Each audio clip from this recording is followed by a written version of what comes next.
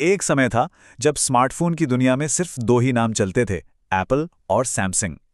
लेकिन 2014 में एक नया ब्रांड आया जिसने मार्केट के रूल्स ही बदल कर रख दिए। इसका नाम था वन प्लस।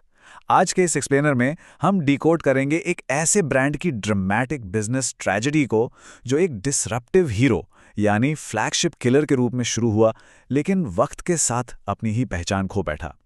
तो चलिए इस पूरी कहानी को डिटेल में समझते हैं। साल 2018 तक आते आते इस नए ब्रांड ने कुछ ऐसा कर दिखाया जिस पर यकीन करना मुश्किल था। भारत के प्रीमियम एंड्रॉयड मार्केट शेयर का पूरे 40% हिस्सा वन प्लस ने कैप्चर कर लिया था। ये कोई छोटी मोटी बात नहीं थी। इसने पूरी इंडस्ट्री और बड़े बड़े जायंट्स के बीच भारी पैनिक पैदा कर दिया था और ये प्रीमियम मार्केट का बेताज बादशाह बन चुका था। लेकिन कहते हैं ना कि चीजें रातों रात बदल सकती हैं, और यहां भी कुछ ऐसा ही हुआ। एक तरफ वो 40% का शानदार पीक था और दूसरी तरफ आज का प्रीमियम सेगमेंट शेयर है जो गिरकर मुश्किल से 2.5% पर सिमट गया है। तो इस एक्सप्लेनर का सबसे बड़ा रहस्य यही है कि आखिर इतने चहेते एक कल्ट ब्रांड का इतना बुरा हाल कैसे हुआ। सेक्शन 1, फ्लैगशिप किलर का उदय। इस सवाल का जवाब जानने के लिए हमें बिल्कुल शुरुआत में जाना होगा। इसे बनाया था कार्ल पे और पीट लाओ ने।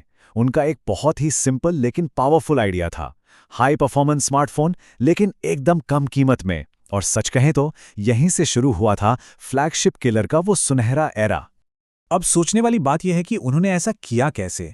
जहां उस वक्त एप्पल और सैमसंग के फ़ोन $600 से $700 के बीच आते थे, वहीं वन प्लस वन की कीमत सिर्फ $299 रखी गई।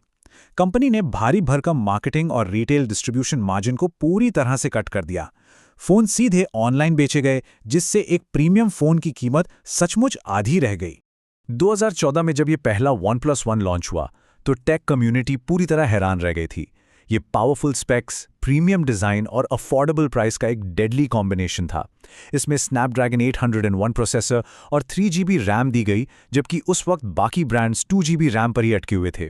साथ ही क्लीन सायनोजेन ओएस ने इसकी परफॉर्मेंस को बिल्कुल नेक्स्ट लेवल पर पहुंचा दिया।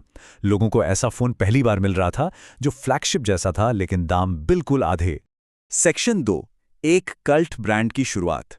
महंगे विज्ञापनों पर करोड़ों बहाने के बजाय इस ब्रांड ने वर्ड ऑफ माउथ, रेडिट और यूट्यूब कम्युनिटी का जमकर सहारा लिया, और इसका असर ये हुआ कि लोग इस पर आंख बंद करके भरोसा करने लगे। उनका ये 2013 का मशहूर स्लोगन नेवर सेटल सिर्फ कुछ कैची शब्द नहीं थे।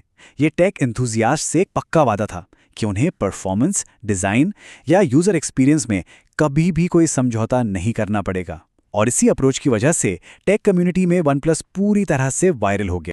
इनकी मार्केटिंग स्ट्रैटेजी भी एकदम मास्टर क्लास थी। याद है वो इनवाइट सिस्टम?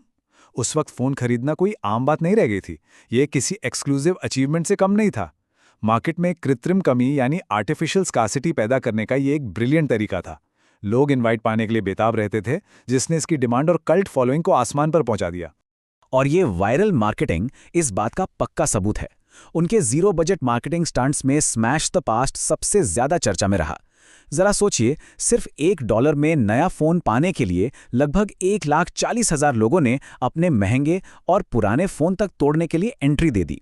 धीरे धीरे वन प्लस 3, 5, 6 जैसे मॉडल्स आते गए और ब्रांड एक प्रॉपर कल्ट बन गया। सेक्शन 3, बदलती रणनीति, बढ़ती कीमतें।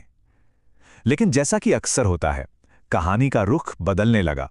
ब्रांड जैसे जैसे बड़ा हुआ, शायद उसमें एक तरह का अति आत्मविश्वास आ गया। ब्रांड अपने ओरिजिनल अफोर्डेबल डीएनए से धीरे धीरे भटकने लगा। ऐसा नहीं है कि सब कुछ एकदम स्मूथ था। शुरुआत में कुछ झटके भी लगे थे। वन प्लस 2 में स्नैपड्रैगन प्रोसेसर की वजह से भारी हीटिंग इश्यूज आने लगे, फ़ोन गर्म होने लगे और बैटरी जल्दी ड्रेन होने लगी। जो परफॉर्मेंस वन प्लस की सबसे बड़ी ताकत हुआ करती थी, वही अब कमजोरी बनती जा रही थी। और तो और बजट मार्केट कैप्चर करने के लिए लाया गया वन प्लस एक्स भी बुरी तरह फेल हो गया।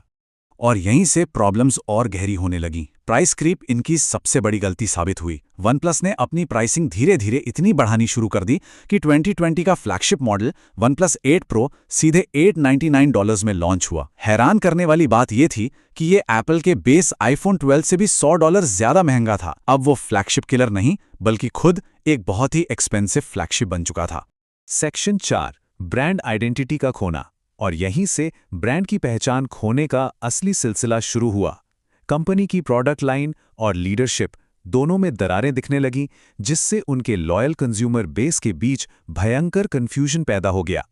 स्थिति कुछ ऐसी हो गई थी कि एक तरफ प्रीमियम फोन महंगे से महंगे हो रहे थे, तो दूसरी तरफ कंपनी ने नॉर्ड सीरीज के नाम से एक अलग बजट लाइन लॉन्च कर दी। इन बजट फोन्स को लाकर उन्होंने अपनी ही प्रीमियम इमेज को बुरी तरह डाइल्यूट कर दिया। अब वन प्लस एक कंफ्यूजिंग ब्रांड बन चुका था, ना पूरी तरह प्रीमियम और ना ही पूरी तरह बजट। तबाही का नक्शा कुछ इस तरह तैयार हुआ। अक्टूबर 2020 में कंपनी के को-फाउंडर कार्ल पे ने अचानक कंपनी छोड़ दी।